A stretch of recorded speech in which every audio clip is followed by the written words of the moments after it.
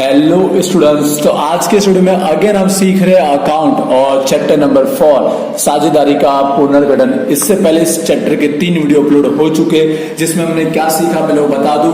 जिसका main important topic था जो 2 मार्क का एग्जाम में आएगा। पहला था त्याग, दूसरा था लाभ। फर्स्ट वीडियो में हमने त्याग का क्वेश्चन नंबर 6 सॉल्यूशन किया था, राइट। उसके बेस पर आपको एग्जाम्पल 1 और 1 से 3 प्रैक्टिस करना रहेगा। उसके बाद सेकेंड वीडियो में हमने जो टॉपिक क्लियर किया था वो था इसका लाभ का टॉपिक, जिसमें क्वेश्चन नंबर 9 को हमने सॉल्यूशन किया था। इसके बेस पर आपको एग्जांपल नंबर 4, 5, 6 करना है। उसके बाद हमने स्टार्ट किया था नया टॉपिक लेक्चर नंबर 3 में, वो था पुनः मूल्यांकन खाता, जिसका हमने बेसिक फॉर्मेट भी क्लियर समझा था। और उसके बाद इसका प्रैक्टिकल सम भी सॉल्व किया था क्वेश्चन नंबर 10। आज इसी टॉपिक को हम आगे करने वाले, एक को सम्स इसके अंदर प्रैक्टिस करेंगे जिससे हमको पुनः मूल्यांकन खाता का कॉन्सेप्ट क्लियर समझ में आ जाए और चैप्टर मोस्ट ऑफ कंप्लीट हो जाएगा। उसके बाद जस्ट एक वीडियो अपलोड करेंगे जिसमें हम एक को टॉपिक क्लियर करना है, बस हमारा चैप्टर हो जाएगा पूरा। वो टॉपिक हम क्लियर करेंगे क्वेश्चन नंबर 12 नेक्स्ट वीडियो के अंदर, जो बहुत इंपॉर्टेंट टॉपिक है। बट आज हम पुनः मूल्यांकन खाते का एक और सम सॉल्व कर रहे हैं क्वेश्चन नंबर 11 है, क्योंकि इसके अंदर दिए गए जो समायोजन है बहुत इंपॉर्टेंट है, बहुत इंपॉर्टेंट टॉपिक है। तो क्लियर समझिएगा, ध्यान से समझिएगा, कहीं भी वीडियो स्किप ना कीजिएगा। और समझ में आते इस वीडियो को लाइक भी कीजिएगा, शेयर कीजिएगा, चैनल को सब्सक्राइब नहीं किया तो सब्सक्राइब जरूर कीजिएगा। तो चलिए स्टार्ट करते हैं। आई होप आपने पिछला वीडियो देखा होगा जिससे आपको पूरा कॉन्सेप्ट क्लियर हुआ होगा कि उधार साइड कौन सी एंट्री करनी, जमा साइड कौन सी एंट्री करनी, कमी, वृद्धि, देनदार, लेनदार, सब टॉपिक क्लियर होगा। फिर भी मैं समझा दूंगा, डोंट वरी।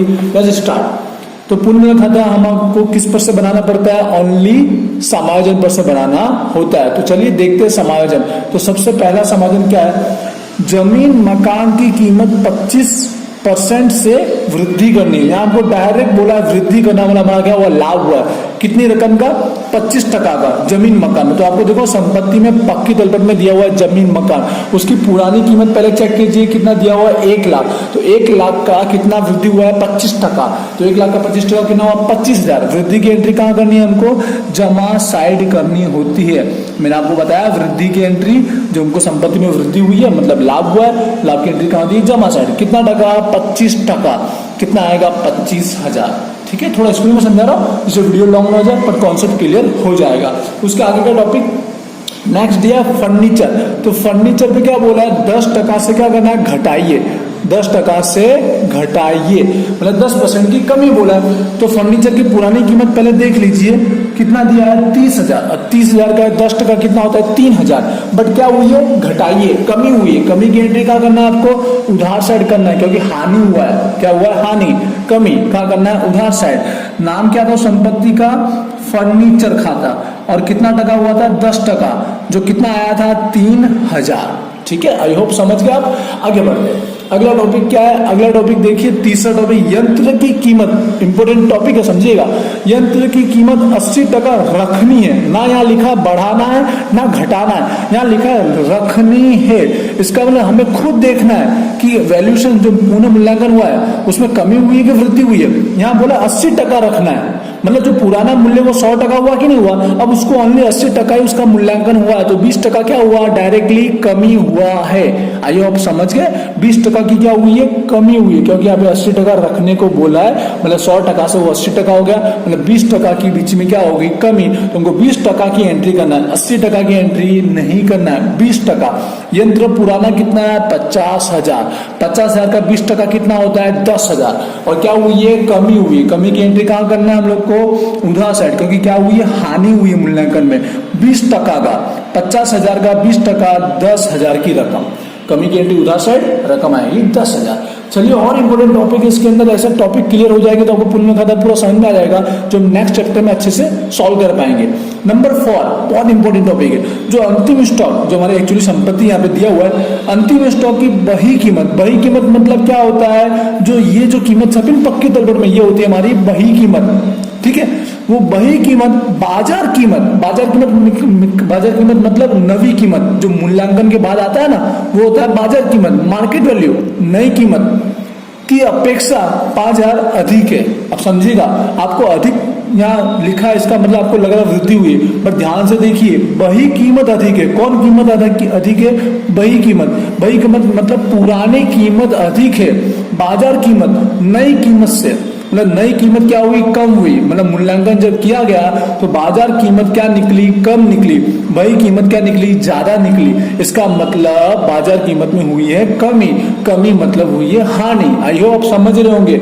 यहाँ अधिक लिखा है मतलब वही कीमत, पुरानी कीमत ज्यादा छपी है, बाजार कीमत क्या हुई है, मूल्यांकन में कम हुई है। इनडायरेक्टली शॉर्ट में तो उल्टा समझ लीजिएगा, कमी हुई है, वृद्धि नहीं हुई, क्या हुई है, कमी। तो अंतिम स्टॉक या फिर सिर्फ स्टॉक लिखिए तो भी चलेगा, तो भी समझ जाएंगे आप। अधिक हुई है वही कीमत, बाजार कीमत क्या हुई है, कम हुई है। इसको समझने के लिए आपको एग्जांपल 9 सॉल्व करना है। ये पूरे के पूरे समाधान को समझने के लिए होमवर्क में एग्जांपल नंबर 9 करना, याद रखिएगा। अंतिम स्टॉक के बाद का टॉपिक देखिए। अब क्या लिखा है यहाँ पर, देनदार। आप समझ गए, ऑलरेडी हमने सीखा, पर यहाँ अलग टॉपिक दिया है। देनदार के अंदर डायरेक्टली 2500 रुपए जो है वो डूबत ऋण अनामत का क्या करना है, प्रावधान रखना है 2500। तो डूबत अनामत का 2500 की एंट्री करने से पहले आप पुरानी पक्की तलपट में देखिए, डूबत अनामत पहले से कितना दिया हुआ है, 1000 दिया हुआ है। ये रकम कितनी है, कुल रकम है, कुल कितना है 2500। तो उसमें से 1000 ऑलरेडी पुराना हम माइनस कर चुके। तो आपको यहाँ पर देनदार की एंट्री कहाँ करते हैं, उधर साइड ना, यहाँ पर आप डूबत ऋण अनामत की एंट्री 2500 नहीं करेंगे, क्या करेंगे, कुल रकम 2500, उसमें से 1000 पहले से पिछले साल माइनस कर चुके, बाकी बचा 1500 की एंट्री आपको करना है, बीच का डिफरेंस।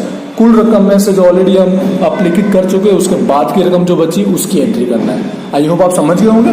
आगे बढ़ता हूं मैं।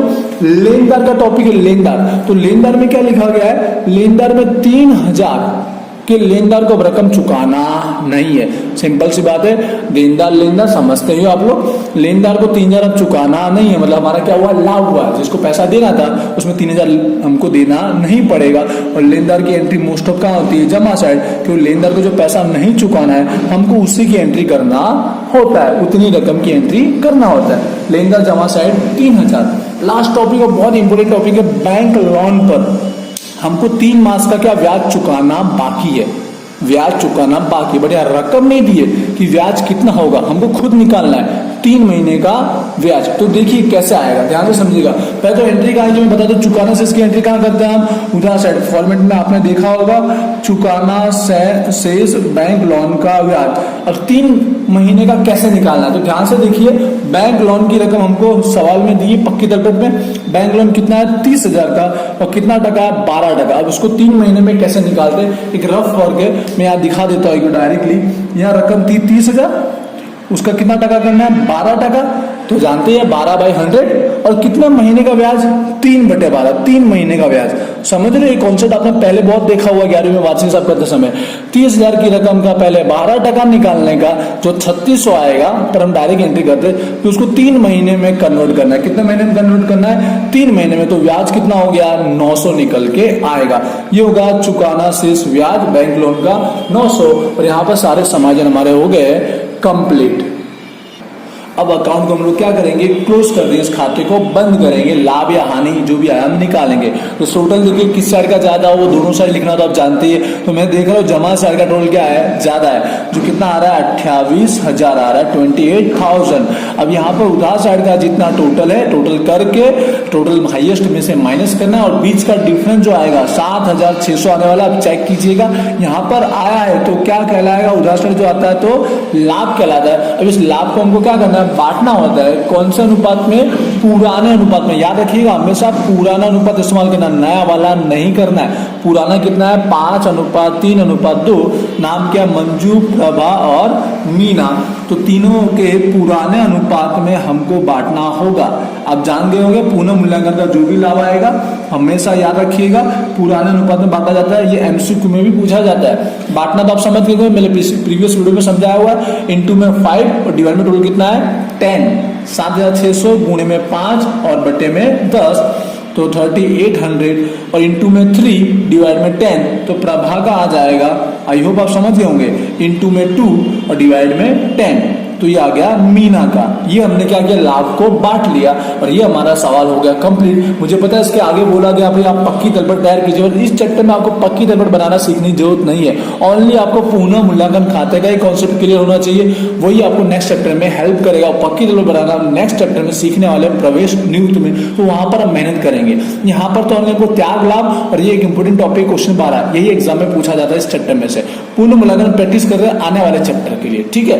तो आई होप आपको कॉन्सेप्ट क्लियर हुआ होगा। आपको एग्जांपल नंबर 9 सॉल्व कर लेना है। मैंने 2 सम सॉल्व करा दिया और 2 एग्जांपल, उस पर से आपको पूर्ण मिलन का कॉन्सेप्ट क्लियर हो गया होगा। नेक्स्ट वीडियो में हम लास्ट सम करने वाला है क्वेश्चन नंबर 12 इस चैप्टर का, और चैप्टर हो जाएगा कंप्लीट। ठीक है, इस वीडियो को लाइक कीजिए, शेयर कीजिए, क्वेरी है तो मुझे कमेंट करके बताइए, और चैनल को अभी तक सब्सक्राइब नहीं किया, वीडियो देख रहे हो तो प्लीज सब्सक्राइब जरूर कर लीजिएगा और दूसरों को शेयर भी कीजिएगा।